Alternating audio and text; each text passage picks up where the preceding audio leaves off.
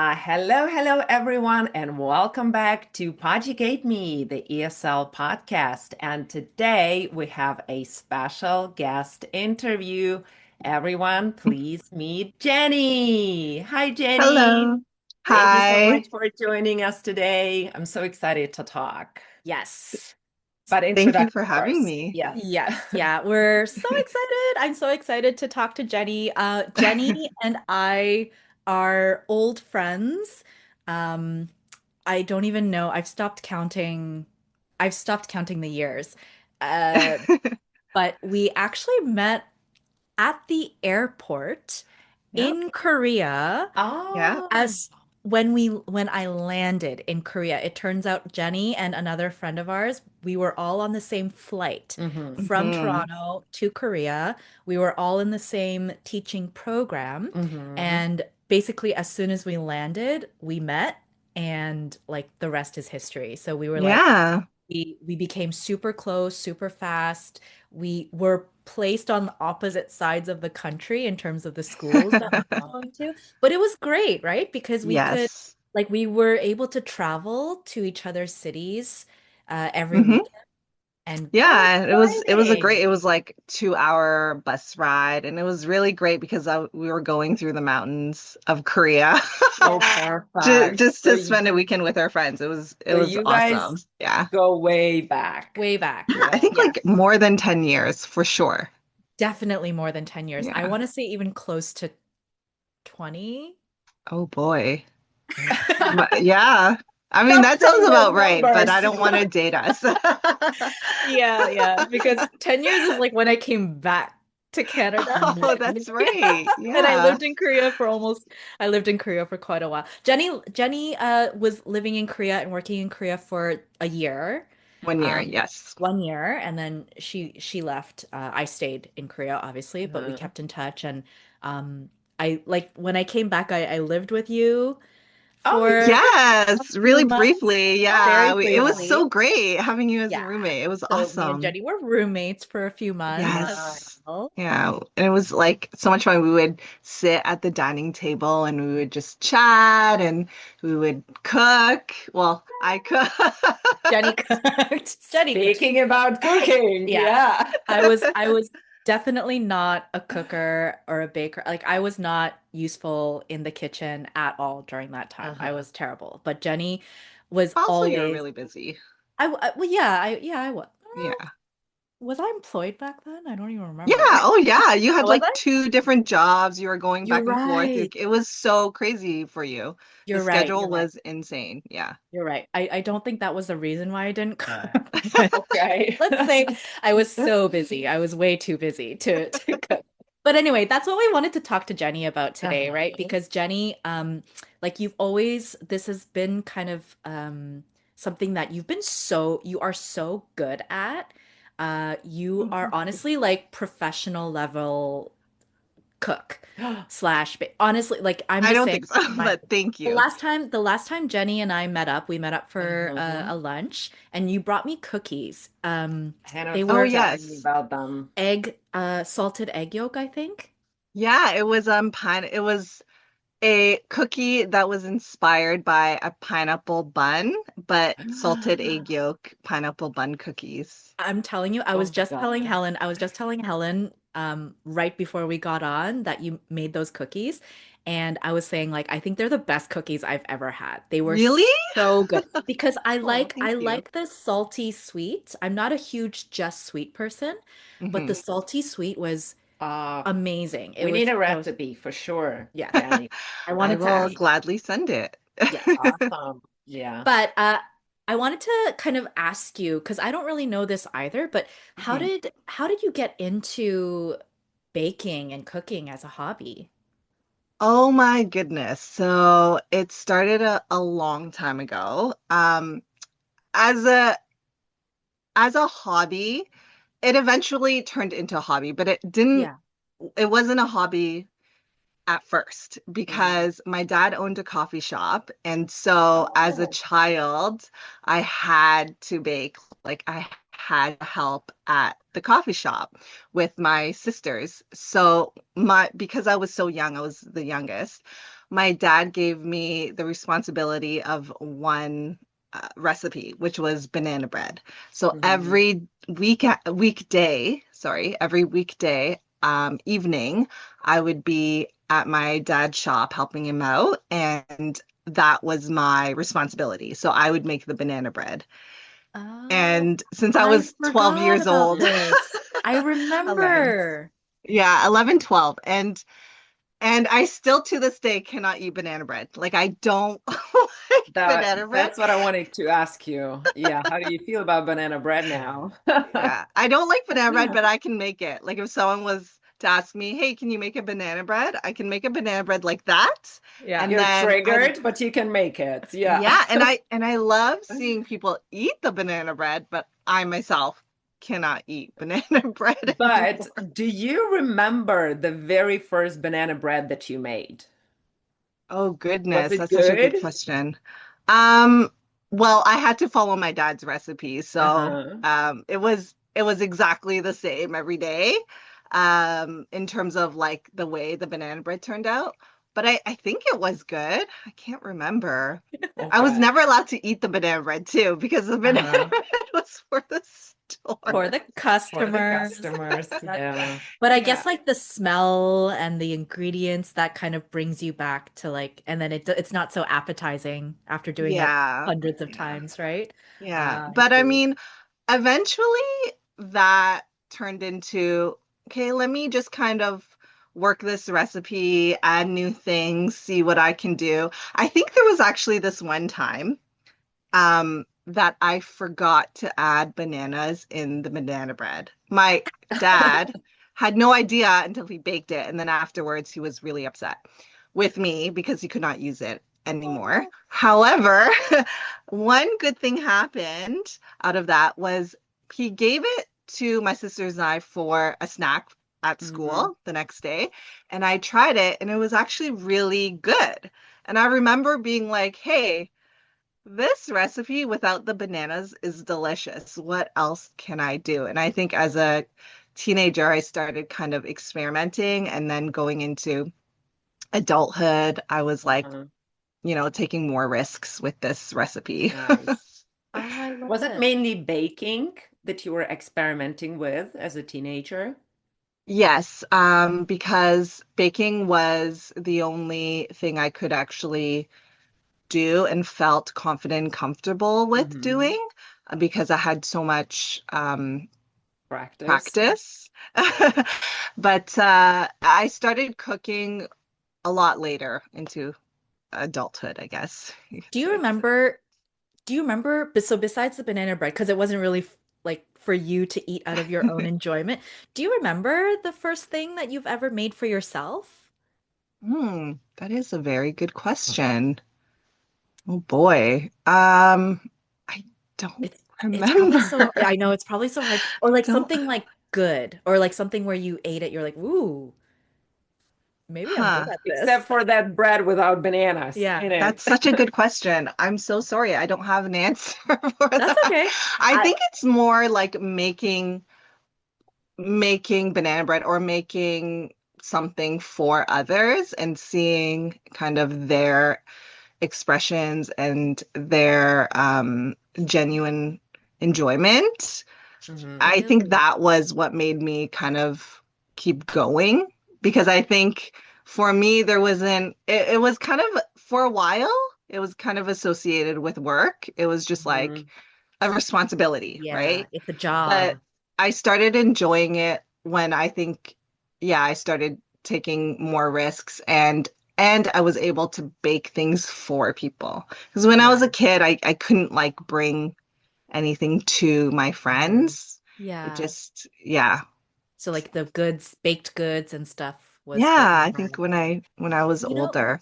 that's so interesting. I don't know. Okay, this is a little bit off topic, but do you know, have you ever watched Culinary Class Words on I Netflix? haven't, but I want to. Ah, okay. So I don't want to spoil it, but in the newest season, they were doing like little montage of interviews with the chefs, Hmm. and all of the chefs said like I don't remember ever cooking for myself.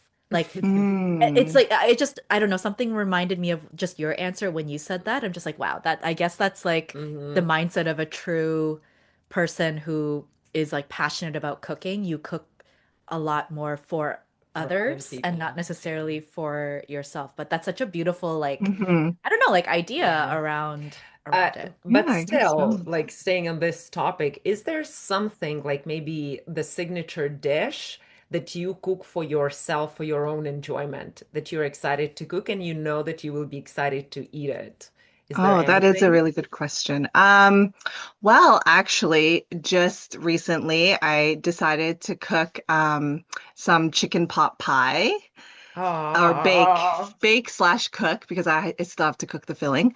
Yeah, and that for me is something that I really love and I loved as a kid. And so when I was able to actually make it, I was like, oh, this is delicious. I should Oh, make this more often. it's such a nice. comfort Yeah, food, it right? is It's a like very Yeah. nice warming and food. cozy. Oh, I And love it. especially when you get it to make it from scratch. Yeah. Yeah. Hmm. Oh, I And I love get it. to put lots of butter in the pie filling Of or course, the of pie course. crust. That is a given. So, speaking about the pie crust and everything that you said before, where do you get the ideas for the recipes that you make? Are they all like author recipes? You're just like putting a dash of this, sprinkle of that, or do you find them somewhere on the internet, perfect them? Like, how does this work for you?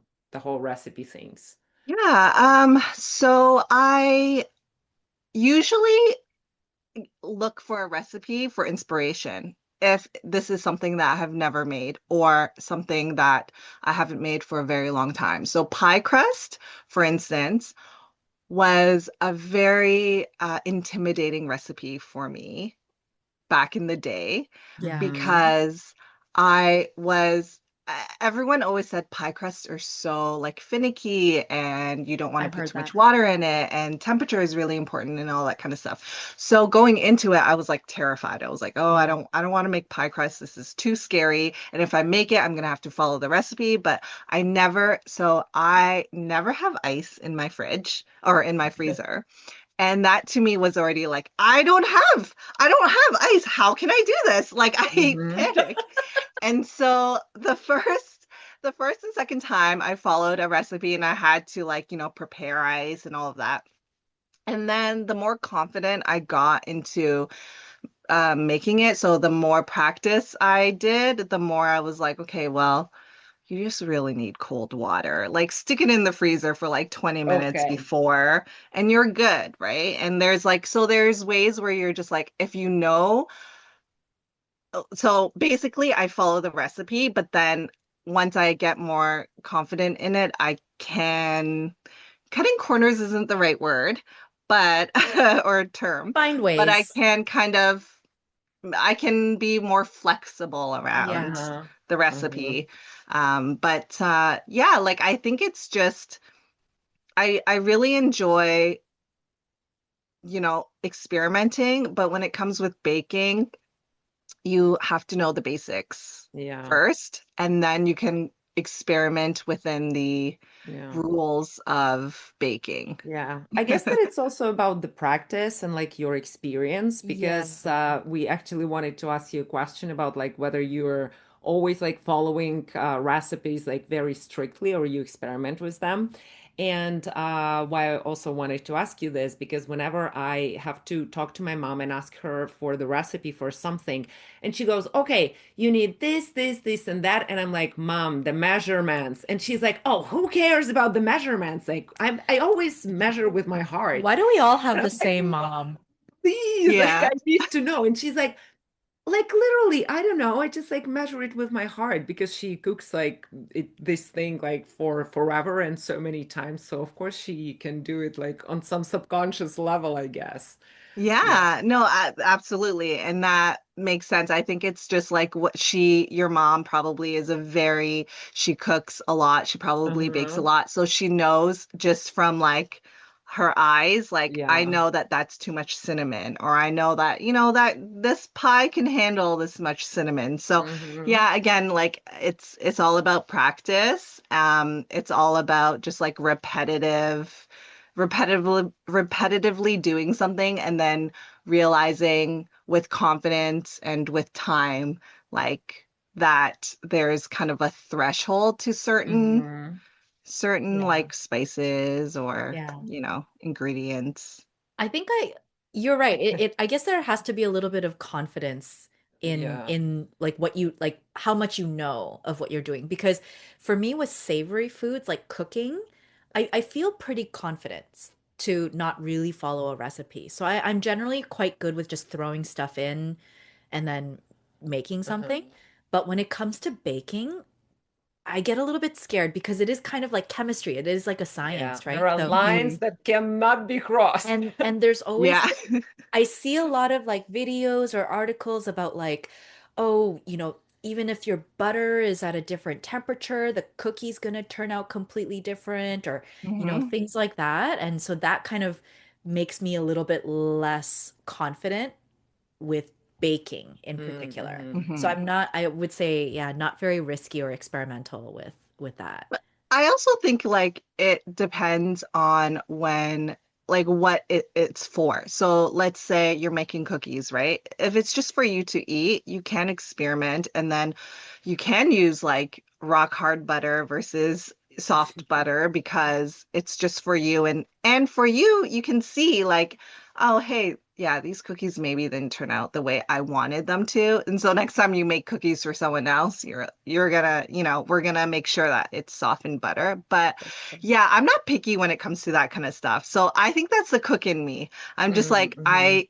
love cooking and I love experimenting with different flavors. And bakers, I think, they're much more rules oriented.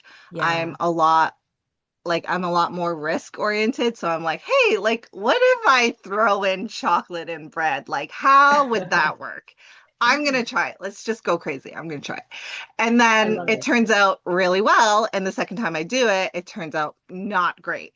So then I'm just like, okay, let's go in the middle. Let's work this recipe again. But I But have it's done it. nice. Yeah. I guess Apparently, that it's a no-no. yeah, being adventurous, like when you're cooking for your enjoyment, it's a big benefit, I I guess. would say so. Yeah. Yeah. Well, okay. I know that you are very like your uh recipes and your ideas for your recipes. I find that they're so creative sometimes. I remember you had a period where you were really into like ice creams.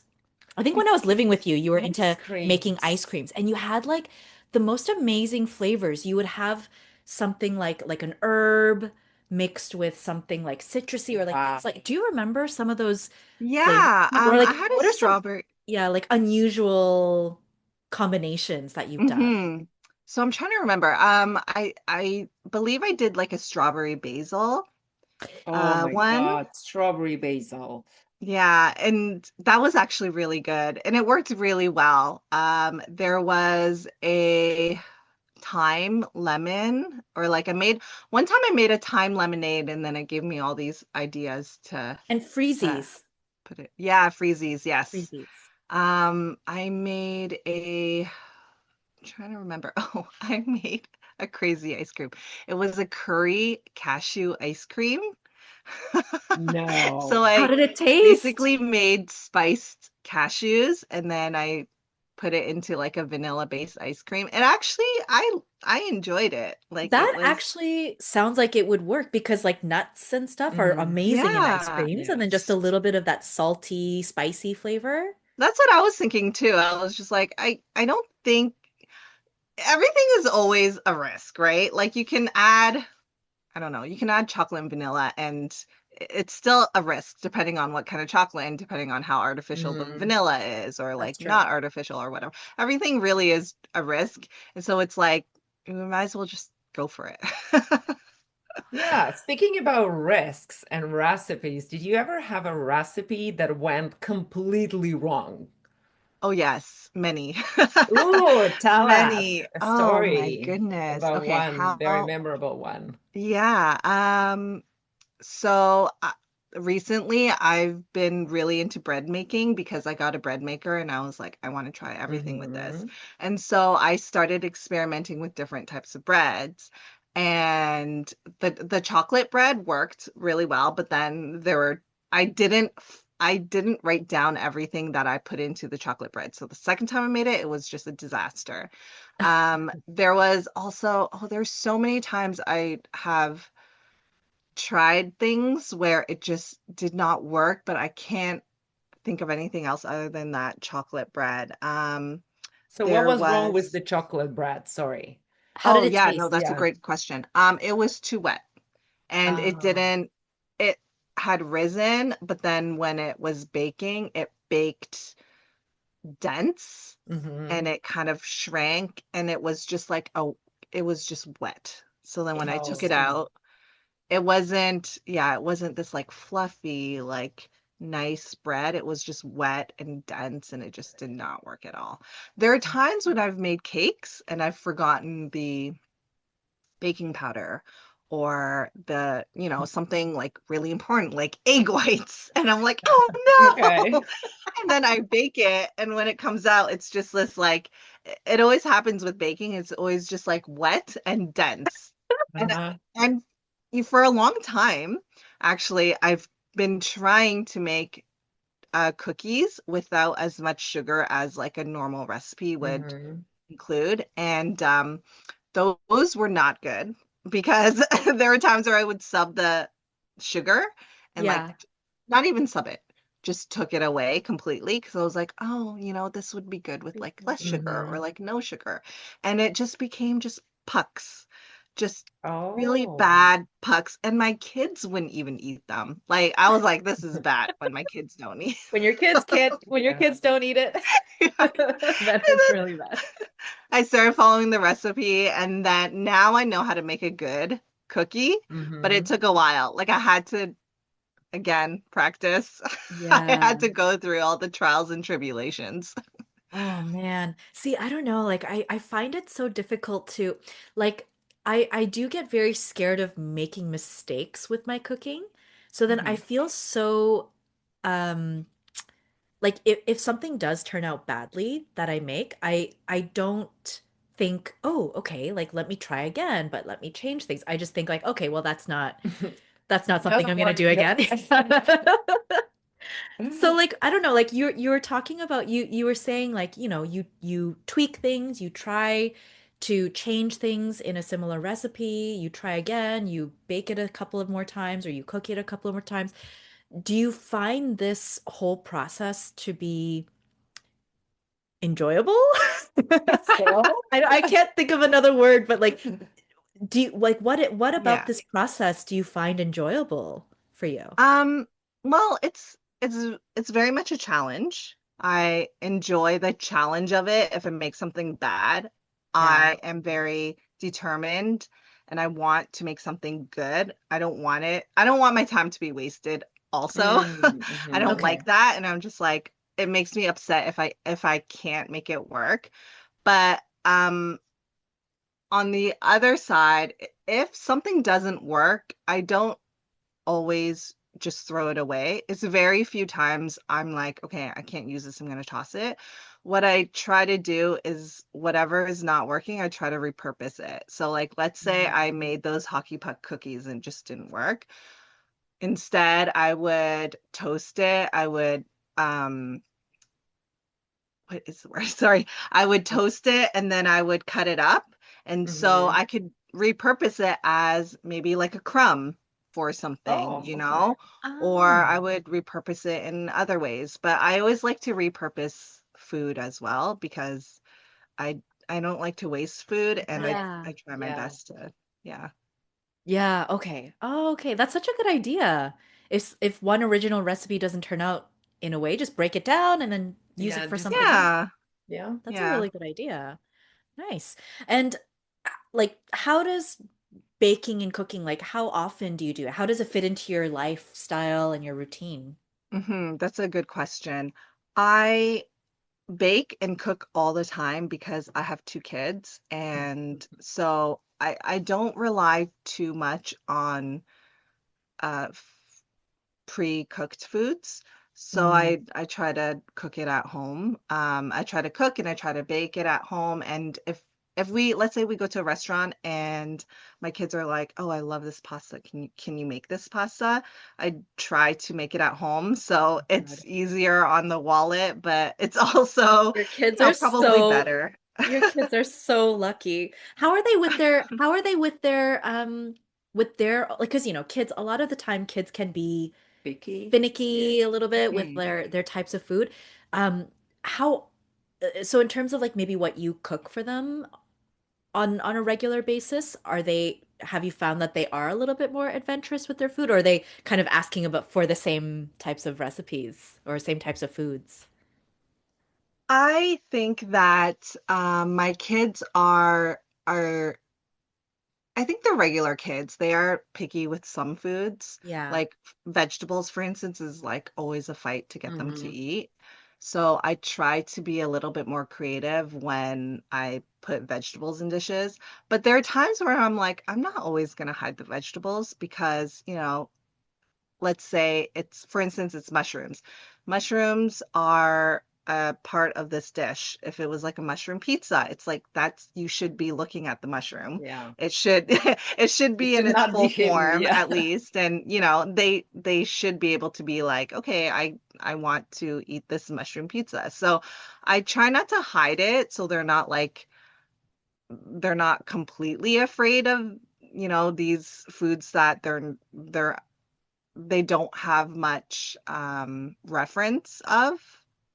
I Yeah. don't know if that makes Hmm. sense, but Yeah, like if that makes they, Yeah. total sense. yeah, so I try not to, so it's like, mushrooms, peppers, they have an understanding of what those vegetables are. And if Yeah. they Good. try it and they don't like it, that's fine, but I'm not going to stop cooking with those Hmm. vegetables because I don't like it. I'll either put them in their like different dishes, I'll hide them, or I will highlight them and then I will just be like, this is, I try to explain to them, okay, this is an integral part of the dish. If you eat this part of the dish, Yeah. if you eat this pasta without this mushroom, you're missing like half of the dish. Uh-huh. Like it's called mushroom pasta because there's Yeah, mushroom in yeah. it. You better be Or eating yeah, the mushroom mushrooms. pasta, mushroom pizza, whatever. You're eating 1/4 of this dish. Yeah, yeah, yeah. And it's such a great lesson, right? Like they understand that it's part of a dish or Mhm. it's part of like a food that they should be trying or eating or About the whatever. It's a unity of the message. dishes. Yeah. Yes. But also, I wanted to ask you, so when they don't like something and they're like, I'm not eating this, understood, but what kind of a reaction that your kids give that you're like, yes, success, they liked it? Oh, What kind of a reaction is this? yeah. Usually it's like, I love this. Usually they say that, or they're like, and they start like licking the dish. I'm like, oh my gosh, Oh, what just Oh, yeah. happened? Or asking And for a second helping? yes, and that is still very rare. So I enjoy those moments. But yeah, they're very vocal when it comes to what they like and what they dislike, Uh-huh. to me and to my husband. And I think that's also part of it too, the fact that they can communicate this and I'm not like, Mm, completely shutting them down. I say, okay, well, try it. If you don't like it, that's fine, but like at least you have to try it or, whatever. Like I try to kind of be flexible with like yeah. how mhm. I react. I'm never like very strict with them like eating the vegetables. I And they try feel to, comfortable voicing yeah, that to you. Yeah. yeah, and I try to like have them understand like eating food should be in like you should enjoy your Yeah. food, right? You It's definitely not shouldn't about the eat something you chore. don't like. Yeah. Yeah. But, vegetables are not something that you eat because you have to be healthy. Vegetables should also have some enjoyment and some like Hmm. there should be that pleasure on the dish for it. I don't know if that's the right word, sorry. No, Hmm. no, for sure. They're But there like should be pleasure in eating. There you should exactly. enjoy Yeah. everything. Vegetables can be delicious and they are Yeah. delicious. And Honestly, they vegetables exactly. are Yeah. my favorite food group. Love Love vegetables too. vegetables over Yes. fruits, over everything, Hmm. honestly. Okay, so what advice would you give to somebody who like kind of wants to start something in the kitchen, maybe as a hobby or whatever, but like what would you what kind of advice would you give to somebody just not knowing Mhm. where to start? That's a great question. So I think that you use what you have. So a lot of times people are intimidated because they don't have Hmm. certain tools in the kitchen or they don't have certain ingredients and they feel like, okay, well, I can't do it if I don't have these things. But you, most of the time, you don't need them. You don't Hmm. need a slotted spoon. There are other ways to, drain something. You don't need, um, a very specific knife or a very specific, you don't need a blender for certain things sometimes. Like, Hmm. you can work around it. So don't be afraid to work around um, the recipe if you don't have a certain um, tool, Gadget or right? whatever. And also Hmm. ingredient too, because there's a lot of, let's say, Asian recipes, for example, or like Asian dishes that we in North America we just don't have access to, like certain vegetables or certain whatever we don't have access to. And it's okay to sub it and just like, go for it, use what you have, I think is a really good term to just keep in mind when you're going into something new, baking or cooking. And I think you should have fun, you know? Yeah, I think that's the most important part. Like, if that's you true. don't enjoy cooking, there's probably a reason why people are not like they're not enjoying the cooking or baking. If it's wanting to follow the recipe to a T, then, you can just kind of let yourself, um, It can sorry, be I lost my train overwhelming. of. Yeah, it can be overwhelming and very Yeah, but I think if you stressful. take that stress out and just Hmm. be like, I'm just gonna try it. There's Yeah. no, there's no, not reason to be stressed because I understand why someone would feel Yeah. overwhelmed by a recipe. However, the pressure of it is like, there's a lot associated with like following a recipe and having it exactly look like exactly what is in the picture. Hmm. But sometimes like it doesn't have to look exactly like the Yeah. picture and it can I still taste agree. delicious. Use Yep. what you Hmm. have. Yep. And I feel like, yeah, it can feel, you're right, it can feel really overwhelming because I started cooking, I think, later, much later in life. I do really enjoy it now, but I did feel overwhelmed or stressed or like I just didn't want to do it. But the more you do it, the more you understand how flavors work. And Yes. so like you what I really like what you said about ingredients. Like you don't need the exact ingredients to Hmm. make something. Like I sub all the time. So it's like if I'm making a soup or something, like it's like, okay, well, this needs a little bit of acidity. So I don't exactly have this particular acid in the recipe, but if it needs an acid, I'll find something else that I have Yeah. that is acidic or, like things like that. Hmm. And I actually like looking for subs more than following an actual recipe because it makes me feel like, ooh, like I'm Adventurous. turning That's this what I'm into my talking own Yeah. thing, you know? Yeah, And and so playful. I understand the food. I understand how the ingredients are supposed to work together in this dish or whatever the case is, but that's what I find personally, Hmm. like I find the joy Yeah, when I'm making something. yeah, Yeah, it is. absolutely. Like that, and that's what's great too, is because the more you take risks, the more you experiment, the more confident you are in like certain flavor profiles or just in yourself, you know? Exactly. That Exactly. was a very nice advice, Jenny. Thank you. And now, You. as we usually do at the end of our guest interviews, we have the quick fire round. And in this quick fire round, we're going to ask you a very short questions. And we want you to ask with the first thing that comes to your mind. Okay? Okay, You ready? I am ready. Fire round. Question number one. Dun, dun, dun. The first question, sweet or savory? Savory. Okay. Oh, girl. Question number two, measuring cups or eyeballing? Oh, that's a tough one. No, it has to be measuring cups. You have Ooh, to, or okay. Okay. scale. Like take out the measuring Uh-huh. cups, use a scale. Scale. Don't Okay. So trust But your if you neither. don't eyes have or it, your use what you heart. have. Oh, Nice. okay. Okay. And question number three, I love it the most probably. One word that describes baking for you Or cooking. or cooking. Oh, creativity. What a beautiful Ah, I like answer. that that's your one word. Yeah. That's really nice. It defines everything that you Uh-huh. are as a Oh, cook as thank a you. baker. Wow. Well, that was amazing. Thank you so much, Jenny, for the chat. And I honestly, like, I'm, well, hungry, first of all. That's what I wanted to say. It made me feel I'm hungry. starving now. And I'm also like, I'm kind of excited to, you know what? I do feel a little bit inspired to get into baking again. I did go through the typical bread phase during the pandemic, but I think I Mhm. do want to try it out a little bit more. Yeah. I'm Yes, go for inspired. it, girl. There's no reason to not Awesome. because And now we know who to ask for some if you have any tips. questions, yes, Uh-huh. absolutely. Awesome. Nice. Or Thank you for having me. we can also organize a baking We'll party. do a baking Like, party. yeah. That Yes, would and be we can so do much fun, different actually. cookies. Yeesh, different Okay, cookies. let's plan. Let's plan. Let's do Yes, it. let's Yeah. plan. Awesome. Thank Yeah. you so much, Jenny, for your Thank time. you, Jenny. Thank Yeah, it was really nice you. meeting you, and I really hope that we can organize that party.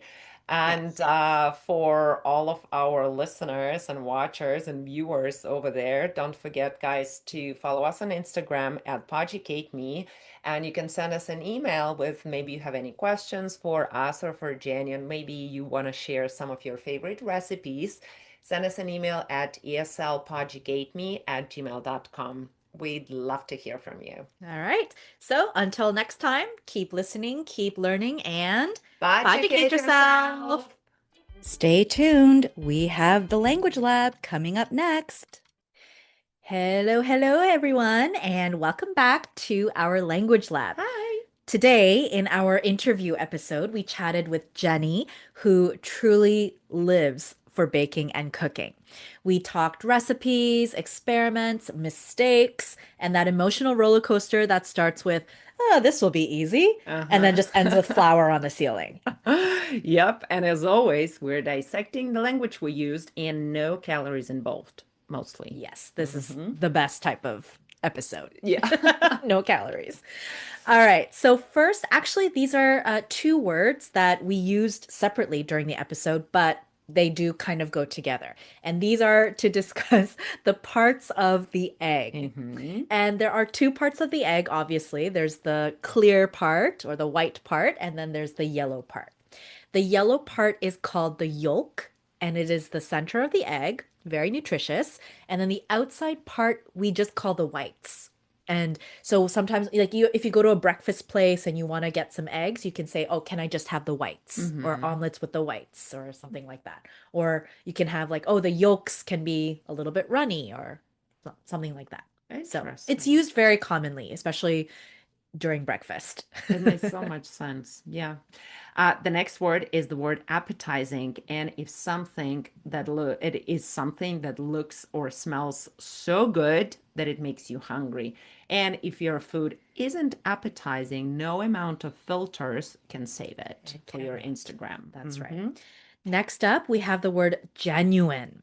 Genuine means real, sincere, not fake. Like for example, a genuine compliment about your baking or about your cookies. Just it's so much more meaningful than, I don't know, a Michelin star. Although, I mean, you know, I wouldn't be able to compare, but I assume. Yeah. The next word is the word montage, and montage is a quick series of scenes or images. In cooking videos, this is the magical part where everything suddenly works and no one shows the mess.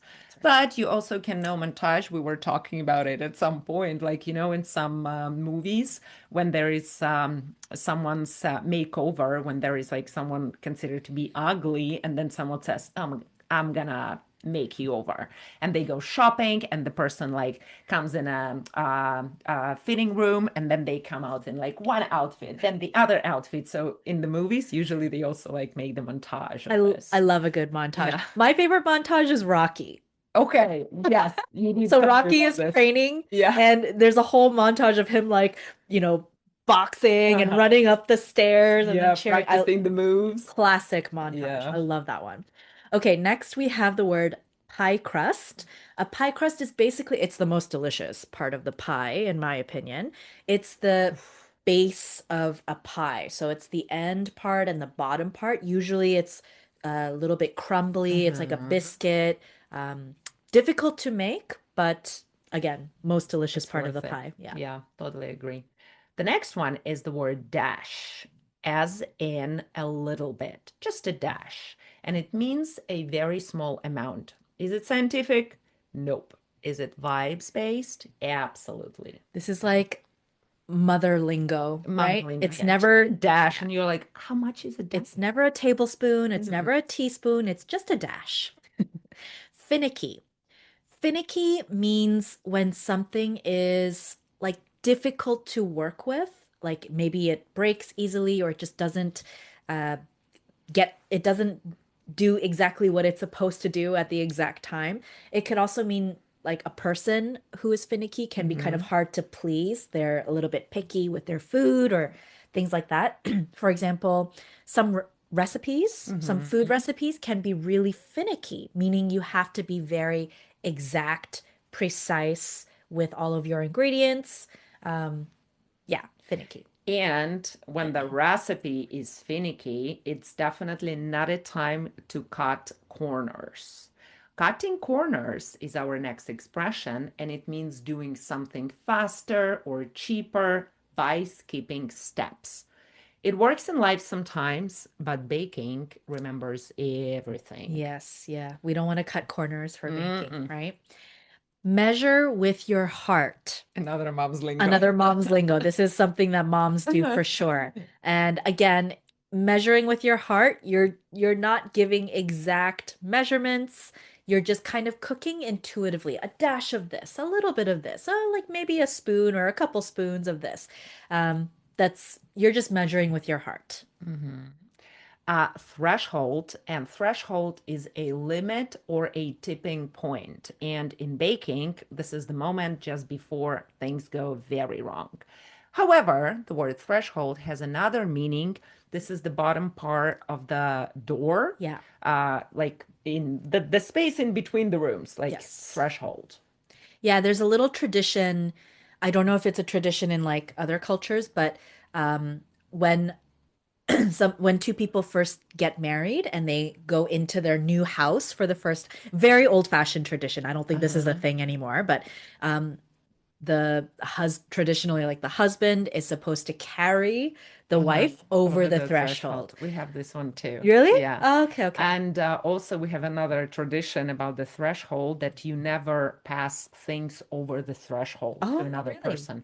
Yeah. And I guess that the idea behind it is something like kind of gruesome because it's something about the dead people that and Oh, like the spirits and whatever. So like I still do it. Like whenever I have to pass someone something to someone over the threshold, I have to at least like put my foot uh-huh. over the threshold or step on the threshold, and then I Really? can give person. Oh, interesting. That's an interesting Hmm. superstition. Okay, next up we have the word savory, my favorite Yup. flavor. Second it. Yes, savory is the opposite, I guess, of sweet. It's a flavor. Think, cheese, herbs, garlic, salt. Just Umami. umami, the best, the best. Hmm. Definitely over sweet. Hmm. Picky. And if someone is picky, they are very sensitive or hard to satisfy. A picky eater can humble even the most confident cook. Yes. Kids are usually picky, but there are also adults who are picky. Yeah, kids I think are I was really picky when I was a kid. I did not I basically my diet was cereal and pizza and spaghetti. Oh, God, Yeah, lucky you. I was I couldn't afford being picky because I would go hungry for a week. well, Like this I is the three. cheaper food, right? Like you just have like canned pasta or something like that was like my extent. Definitely not expensive for sure. Disaster. A disaster is when something is a complete failure. Like this just did not go right. I've had several disasters in the kitchen, like bread. Jenny was talking about some of her kitchen disasters, right? Yes. Yeah, Yeah. I had it actually last week. I had a disaster, cooking disaster. I was expecting a friend to come over. It wasn't Roberta. It's important. So I was, Wait, let me guess why you said that. Is it because it was Italian it food? was Okay. Italian food. It was store-bought lasagna.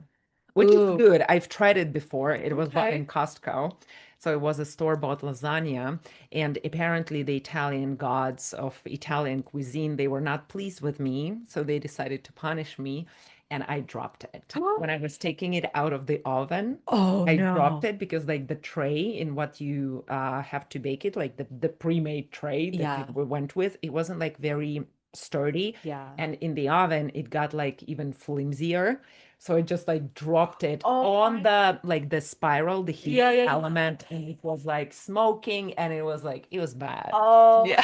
oh, that sounds So really that bad. was a real disaster, That guys. That's the definition. sounds like a disaster. Ooh, okay. All right, our next vocabulary word is dense. And when something is dense, it's like very heavy and compact. Like imagine like a really delicious moist brownie. Like Uh-huh. you would describe a brownie as dense, or a cake or a sponge cake or things like that. You can describe as dense. We don't want bread to be dense. We want bread to be light and fluffy, but yeah. Yeah, thank you so much. You brought it to my next word. This is Ah, what I wanted to say that, like, the opposite when we're talking about the cooking, the opposite of dense is fluffy when we talk about bread or any kind of pastries. And fluffy means light, airy, and soft, the gold standard of bread success. that's right. Okay, our next word here is honestly, I don't imagine. I feel like this is definitely something that is more common of a vocabulary word in Canada because, little backstory. In Canada, I mean, what's our national sport? Hockey Hockey. or Hockey is our okay, lacrosse, yes. lacrosse. But hockey is our national sport. We all kind of grow up with hockey, watching hockey, playing hockey, and we use a lot of uh, idioms, comparisons, things like that that are hockey related. And so when Jenny was talking during our interview, she actually did this and she was describing one of her disaster Mm-hmm. cookies as looking like pucks. And a puck is a hockey reference. It is the small, round, black object that we use to score goals in hockey. And yeah, when we talk about something that's like just like hard or Mm-hmm. small or round, yeah, we can describe them as pucks. Sometimes we describe our eyes as pucks. Really? Yeah, like if you're really surprised, Oh, like, yeah, they were oh, as big as hockey pucks. oh, That's a I common love this one. analogy that we Yeah. use. Yes. Trials and tribulations. Ooh, it means difficult experiences and struggles. And every good baker has a highlight reel of failures. Mhm. And as Jenny was telling us about her pot cookie, so it was also kind of a trial and She did. tribulations. She went through her trials and Yeah. tribulations to become a good Mm-hmm. cook. Tweak. And again, a great quality of a good cook is you tweak things. You tweak things and you make small adjustments. You add a little bit more of this, a pinch more salt, a dash more sugar, a little bit longer bake. You melt the butter more. Little tiny changes that you make for something is called a tweak. Mm-hmm. The next word is the word determined, a good one, like all of the other words. And determined means strongly motivated to succeed. This is the energy that says, I will master this sourdough. Very determined. Mm-hmm. Yes. Repurpose. To repurpose is to use something in a new and different way. So, for example, yesterday's disaster dry cake can become today's beautiful, delicious trifle. Yeah, good Mhm. one. The next word is the word crumbs. And crumbs are tiny pieces of bread or cake when you eat it and it like crunches and like crumbles all over the place. This is also an evidence of your baking journey. If you have crumbs all over, the only place we don't want to have crumbs in is bed. Yeah, Yeah. yeah. No, no.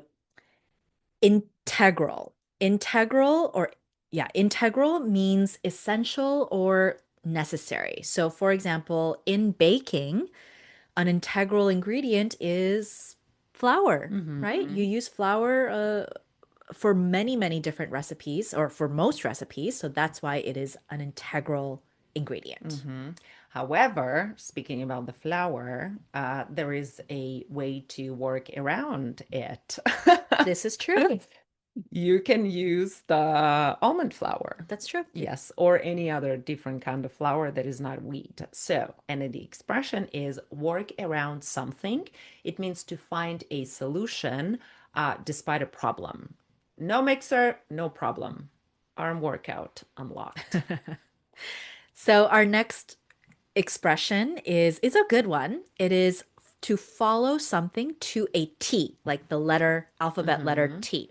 And when we follow something to a T, it's like you are following those instructions exactly. So for baking, we love our rule followers, right? So you follow this recipe to a T. And not following the recipe to a T is basically eyeballing.